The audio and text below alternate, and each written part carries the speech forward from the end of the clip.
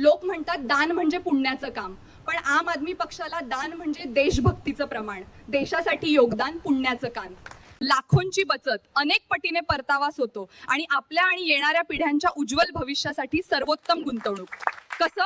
आपल्या पैशाने हे निवडणूक लढतील, सत्तेत आल्यावर दिल्ली पंजाब प्रमाणे शाळा हॉस्पिटल्स बांधतील, सोयी सुविधा देतील, म्हणजे देशासाठी तुमचंही योगदान. तुमच्या पैशाने कितीतरी मुलं शाळा शिकतील, कितीतरी लोकांना उपचार मिळतील, ते आशीर्वाद देतील. हे झालं पुण्याचं काम.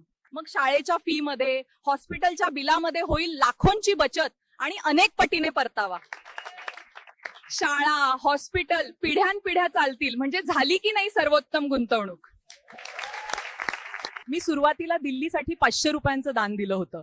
आज तिथे शिक्षण आणि आरोग्य सेवांवर एवढं चांगलं काम झालंय की इतर राज्यातले लोक सुद्धा त्याचा फायदा घेतात. त्या 500 रुपयांची पावती आजही माझ्या देवघरात आहे. ती माझ्या देश सेवेची साक्ष आहे. आता मी वरचेवर दान करत असते आणि आता इथे आम आदमी पक्षाची सत्ता आल्यावर आपल्या सर्वांनाच त्याचा फायदा होईल.